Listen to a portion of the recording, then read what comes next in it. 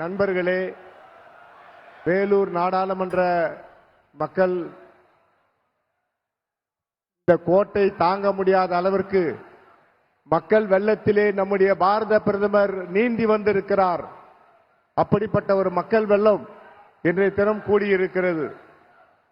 வேலூரிலே முதலாக இந்திய சுதந்திர போராட்டம் நம்முடைய வெள்ளையனுக்கு எதிராக வேலூரிலேதான் நம்முடைய 1857ஆம் ஆண்டு நடந்தது. அந்த வேலூர் கோட்டைக்கு இதுவரை எந்த பிரதமரும் வந்ததில்லை.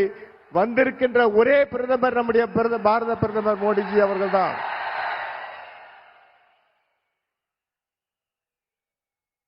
நான் 2014 தாமரை சின்னத்திலே இந்த தொகுதியிலே போட்டியிட்டேன். குறைந்த வாக்கு வித்தியாசத்திலே நான் வெற்றியை இழந்தேன். அதே போல 19 8000 வாக்குகள் வித்தியாசத்திலே அதிலே வெற்றியை நழுவ விட்டோம். கடவுள் என்ன எழுதியிருக்கிறார் என்று சொன்னால், மோடிஜி ஐயா வந்தால்தான் நான் வெற்றி பெற முடியும் என்ற நிலைமையை இன்றைய தினம் பாரத பிரதமர் மோடிஜி அவர்கள் மூலமாக இன்று நிறுவனமாகி இருக்கிறது. நம்முடைய அவர் beloved Prime Minister is a world dynamic leader respected by all the nation. அது உலகத்திற்கு உலக தலைவராக இந்திய பிரதமர் வந்திருக்கிறார் என்று சொன்னால், அமெரிக்க நாட்டினுடைய பிரதமர் என்ன ஜனாதிபதி என்ன சொல்லுகிறார்? காசா போர் முடிவு வர வேண்டும் என்று சொன்னால் மோடிஜி அவர்கள் தலையிட வேண்டும். அதே போல உக்ரைன் போர் முடிவிட வேண்டும் என்று சொன்னால் நம்முடைய பாரத பிரதமர் மோடிஜி அவர்கள் தலையிட வேண்டும். அப்படி உலக தலைவராக நம்முடைய மோடிஜி அவர்கள் கிடைத்திருக்கிறார்கள். உலகத்திலே மிக பொருளாதார நாடாக இந்தியாவை மாற்றிக் கொண்டிருக்கிறார்கள். எந்த அமெரிக்க நாடு அவருக்கு விசா கொடுக்க மறுத்ததோ அந்த நாடு ரெட் கார்பெட்டை போட்டு அவரை வரவழைத்து செனட் சபையிலே பேச வைத்தார்கள். அந்த செனட் சபையிலே அமெரிக்க நாட்டினுடைய செனட் சபையிலே பேசும்போது 51 முறை எழுந்து நின்று வரவேற்றார்கள். ஒரு இந்திய பிரதமருக்கு என்று சொன்னால் அது நம்முடைய பிரதமருக்கு தான் அது கிடைக்கும். அதே போல அவர் மிகப்பெரிய ராஜதந்திரி, அவர் ஒரு சாணக்கியன். அந்த சாணக்கியன் 5 முறை அமெரிக்கா சென்றார்.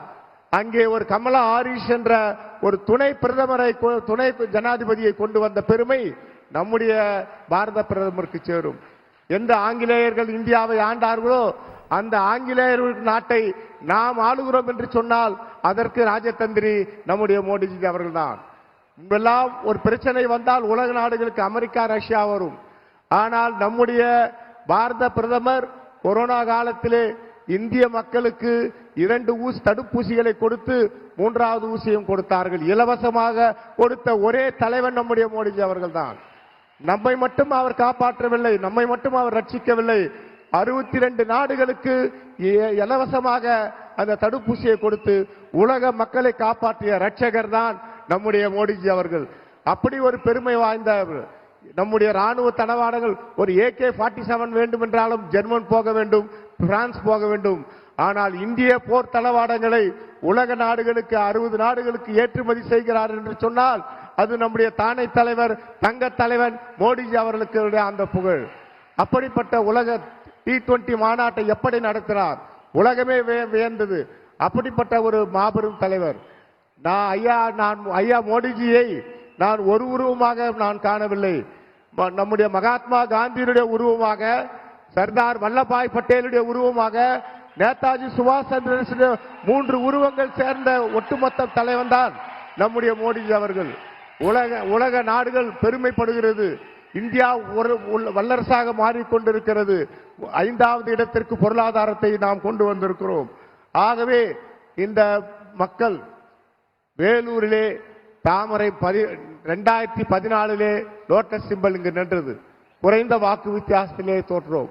இப்போது நம்முடைய பாரத பிரதமர் வந்திருக்கிறார். மிகப்பெரிய வெற்றியை ஐயா குறைந்தது 2 லட்சம் வாக்குகள் வித்தியாசத்திலே வேலூரிலே உங்களை தாமரையை காணிக்கை ஆக்குகிறோம். ஆகவே உங்களது வரவு தேர்தல் ஒரு புறக்கும் இருக்கட்டும். இந்த மாவட்ட மக்கள், இந்த வேலூர் மக்கள் பிரிட்டிஷ்காரனை எதிர்த்து முதல் சுதந்திர போராட்டத்தை நடத்திய சிப்பாய் கழகம் நடந்த இந்த கோட்டைக்கு நீங்க வந்திருக்கிறீர்கள்.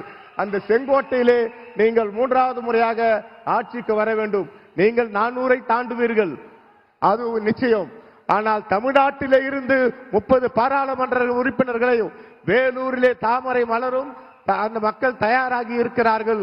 அந்த கரத்தை தாமரையினுடைய வெற்றியை நம்முடைய ஐயா மோடிஜியுடைய கரத்திலே சமர்ப்பிப்போம் என்று சொல்லி வரவேற்பு அத்துணை பேருக்கும் வரவேற்று கூட்டணி கட்சி தலைவர்களும் வரவேற்று நம்முடைய தேசபிதா ஜெகத்குரு நம்முடைய உலக நாயகன் அப்படிப்பட்ட ஒரு தலைவர் நமக்கு கிடைத்திருக்கிறார். அவர் வாழுகின்ற காலத்திலே நாம் வாழுகிறோம், அதுவே நமக்கு மிகப்பெரிய பெருமை.